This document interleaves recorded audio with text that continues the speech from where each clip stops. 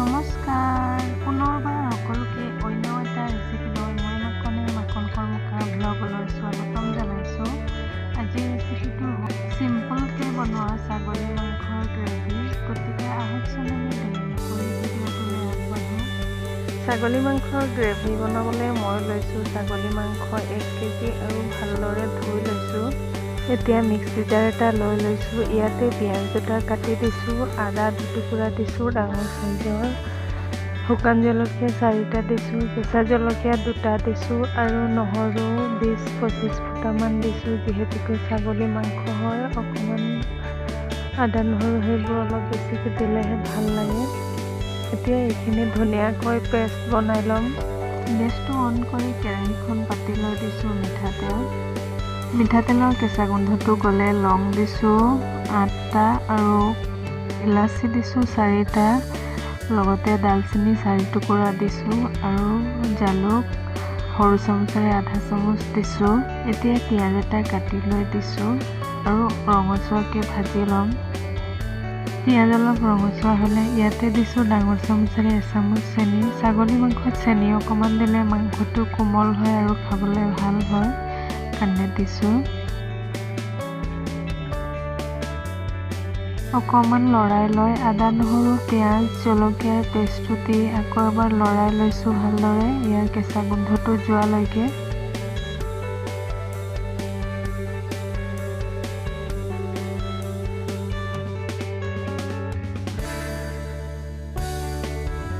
এতিয়া তেজপাত 3 খিলা ছিঙি লৈ দিছোঁ।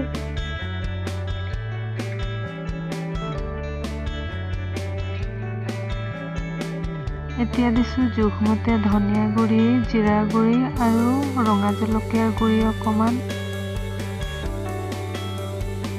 আৰু লগতে দিছোঁ জোখমতে হালধি।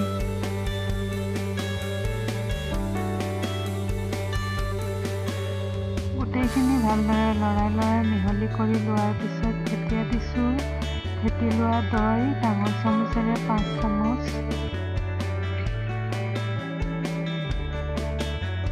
গোটেইখিনি উপকৰণ ভালদৰে লৰাই মিহলি কৰি লোৱাৰ পিছত দিছোঁ ধুই ৰখা মাংসখিনি। আকৌ এবাৰ ভালদৰে লৰাই মিহলি কৰি লৈছোঁ।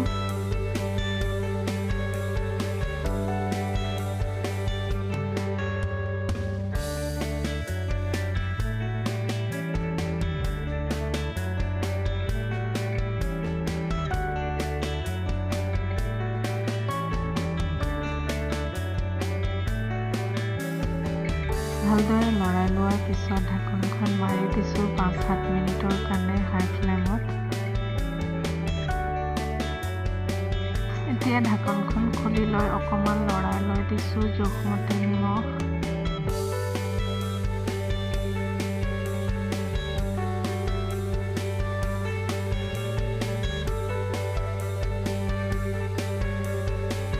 আকৌ এবাৰ ভালদৰে লৰাই লোৱাৰ পিছত ঢাকনখন মাৰি দিছোঁ 7-8 মিনিটৰ কাৰণে।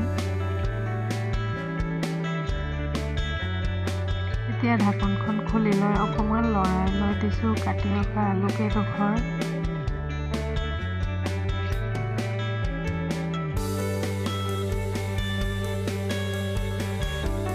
অলপ দেৰি লৰাই লোৱাৰ পিছত আকৌ এবাৰ ঢাকনখন মাৰি দিছোঁ অলপ দেৰিৰ কাৰণে।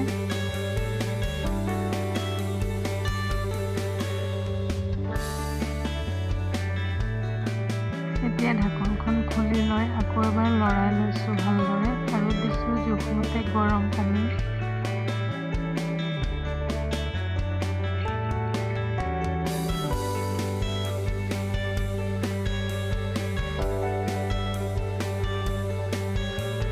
এতিয়া আকৌ এবাৰ ভালদৰে লৰাই লৈছোঁ আৰু এইখিনি মই কুকাৰত ট্ৰান্সফাৰ কৰি ল'ম। মই কেৰাহীত ভালদৰে ভাজি ল'লোঁ কাৰণ কেৰাহীত সুবিধা হয় ভাজিবলৈ।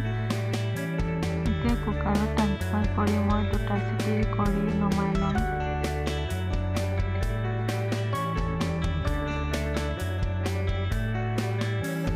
2টা চিটি মৰাৰ পিছত কুকাৰৰ ঢাকনখন খুলি লৈ এনেদৰে হাই ফ্লেমত 8-9 মিনিটমান হ'বলৈ দিছোঁ আৰু কৰিছোঁ পিছত গেছটো অফ।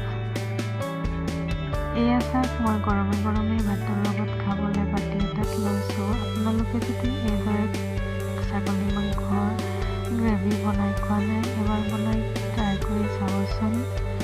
আৰু যদি ভাল পায় সম্পৰ্কীয়ৰ সৈতে আপোনালোকৰ অভিজ্ঞতা শ্বেয়াৰ কৰিবলৈ নাপাহৰিব। ভিডিঅ'টো চোৱাৰ বাবে ধন্যবাদ। এতিয়ালৈকে যদি মোৰ চেনেলটো ছাবস্ক্ৰাইব কৰা নাই ছাবস্ক্ৰাইব কৰি দিব। আজিলৈ আহোঁ, আকৌ পুনৰ লগ পাম নতুন এটা ৰেচিপি লৈ। তেতিয়ালৈকে বাই বাই। শেষত লাইক কমেণ্ট শ্বেয়াৰ কৰিবলৈ নাপাহৰিব।